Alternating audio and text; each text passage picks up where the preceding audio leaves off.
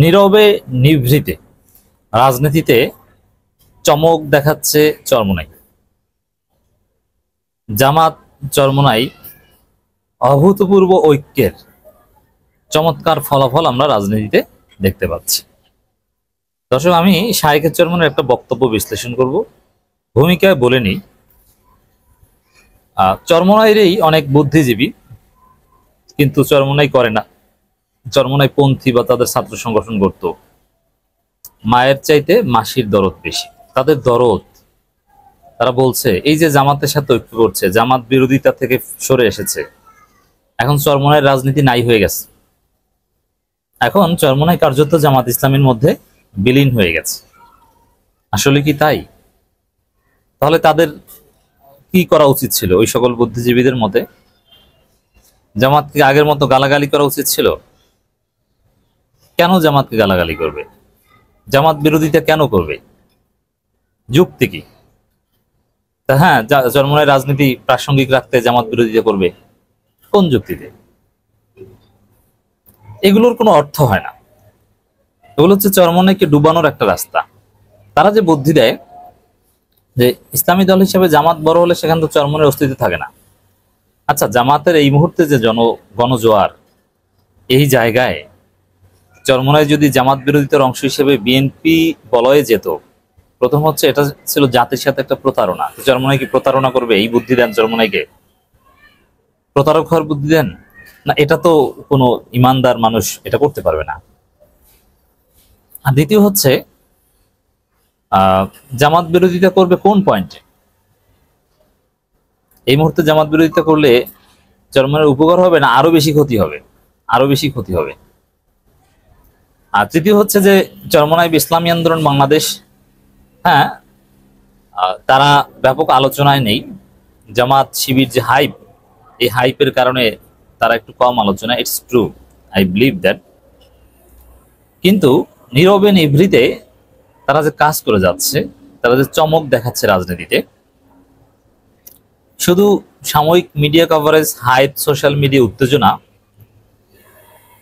এটা দিয়ে চরমোনাইকে এখন মাপলে হবে না।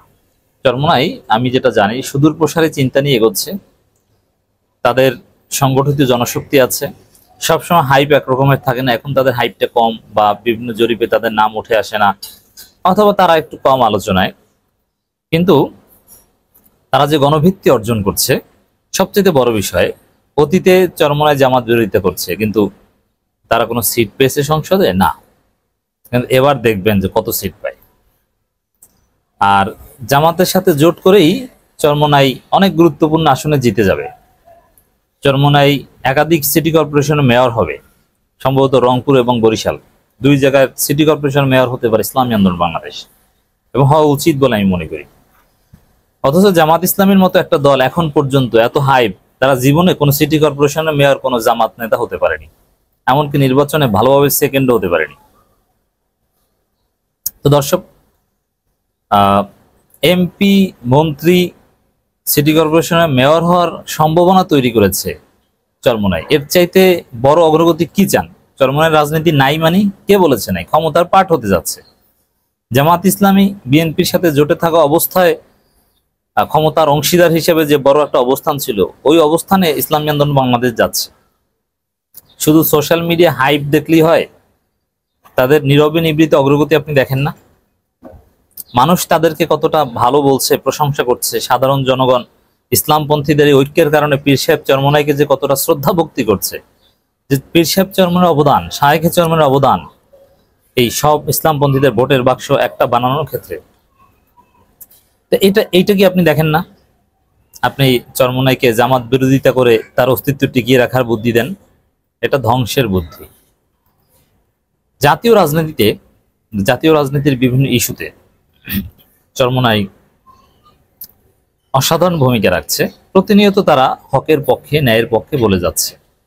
দেখেন, জামাত যেসব বিষয় নিয়ে আজকে মাঠ গরম করছে, মিডিয়াগুলো জামাতময়, স্বাভাবিকভাবেই শিবিরের ছেলেরা বিভিন্ন জায়গায় আছে, তাদের একটা আলাদা অবস্থান থাকবে। বিএনপির চাইতেও তো জামাত এগিয়ে গেছে, কারণ চরমোনাইয়ের পক্ষে তো আর জামাতের চাইতে এগিয়ে যাওয়া সম্ভব না, এটা রিয়ালিটি। তো এখন চরমোনাই বাজারে যা নিয়ে এসেছে ওইগুলো নিয়ে জামাত মাঠ গরম করছে। মূল অবদানটা তো চরমোনাই, এটা আপনি দেখেন না? যেমন পিয়ার সিস্টেম, হ্যাঁ 2003 সাল থেকেই জামাত ইসলামী পিয়ারের কথা বলছে। কামরুজ্জামান কলাম লিখেছে, শহীদ কামরুজ্জামান, অধ্যাপক গোলাম আজম বই লিখেছে, কিন্তু বিএনপির সাথে জোটের কারণে এটা প্রচার করতে পারেনি। কিন্তু পিয়ার সিস্টেম সরাসরি রাজনৈতিক মাঠে প্রচারণা চালিয়েছে সর্বপ্রথম চরমোনাই। রাষ্ট্রপতির কাছে প্রস্তাব করেছে, নির্বাচন কমিশনের কাছে প্রস্তাব করেছে, নির্বাচনী ম্যানিফেস্টোতে ছিল। হাসিনার আমল থেকে প্রকাশ্যে পিয়ারের পক্ষে রাজনৈতিক প্রচারণা চালিয়ে এসেছে চরমোনাই। বাংলাদেশে একমাত্র চরমোনাই সরাসরি মাঠে সবার আগে পিয়ারের পক্ষে প্রচারণা চালিয়েছে। সে পিয়ার নিয়ে এখন মাঠ গরম করছে, রাজনীতি কাঁপিয়ে দিচ্ছে চরমোনাই। অথচ এটা রাজনীতিতে প্রকাশ্যে এনেছে ইসলামী আন্দোলন বাংলাদেশ, চরমোনাই। অবদানটা তো তাদের, এটা তো নীরবে নিবৃত্তে কাজ করা, পর্দার অন্তরালে কারিগর। আপনি একটা থিওরি দিয়ে দিলেন, সেটা নিয়ে অন্যরা সফল হলো, এটা তো আপনার সফলতা। আপনার সন্তানরা যদি সমাজে প্রতিষ্ঠিত হয়, বাবার মুখ উজ্জ্বল হয়, এখানে চরমোনাই গার্ডিয়ানের রোল প্লে করেছে। আবার দেখেন, শুধু এই পিয়ার না, আরো বিভিন্ন বিষয় আছে যেটা চরমোনাই স্টার্ট করে দিয়েছে। এই যে তারেক রহমানকে ডিমোরালাইজ করা, সরাসরি বিএনপিকে চান্দাবাজ হিসেবে, দুর্নীতিবাজ হিসেবে প্রচারণা চালানো, হাটে হাড়ি ভেঙে দিয়েছেন বা বিড়ালের গলায় ঘন্টা বেঁধে দিয়েছেন শায়েকে চরমোনাই। তারপরে জামাত শিবির অনেকে সাহস পেয়েছে বা এই কালচারে এসেছে না, বিএনপিকে চান্দাবাজ বলতে হবে। জামাতের মিছিলে এখন চান্দাবাজ স্লোগান হয়, চান্দাবাজের বিরুদ্ধে। কিন্তু এটা বাজারে এনে দিয়েছেন কিন্তু শায়েকে চরমোনাই। অতএব তারা নীরবে নিবৃত্তে অসাধারণ কাজ করে যাচ্ছে, রাজনীতিতে চমক দেখাচ্ছে, আর জনগণের কাছে ব্যাপক গ্রহণযোগ্যতা পাচ্ছে ইসলামপন্থীদের ঐক্যের কারিগর হিসেবে। এটা জামাত চরমোনাই ঐক্যের একটা ফল। প্রচলিত নির্বাচন পদ্ধতি আর বাংলার জমিনে চাই না। এই যে পিয়ার পদ্ধতি হতেই হবে, একটা সময় ছিল যে জামাত পিয়ার নিয়ে কথাই বলতো না, কেন? বিএনপির সাথে জোট ছিল। এরপরে পিয়ার নিয়ে বললেও এমনিতে কথার কথা বলতো, তারপরে একটু জোরালো, কিন্তু এটা হতেই হবে, বাংলার জমিনে পিয়ার ছাড়া নির্বাচন হবে না, মানি না, হতে দেব না, এই টাইপের কথা কখনো জামাত ইসলামী আগে বলেনি। এই টাইপের কথা প্রথম বলেছে চরমোনাই, তারপরে জামাত বলা শুরু করেছে। অতএব অনেক ক্ষেত্রে তো জামাত ইসলামীকে পথ দেখাচ্ছে চরমোনাই, হীনমন্যতায় ভোগার তো কিছু নেই।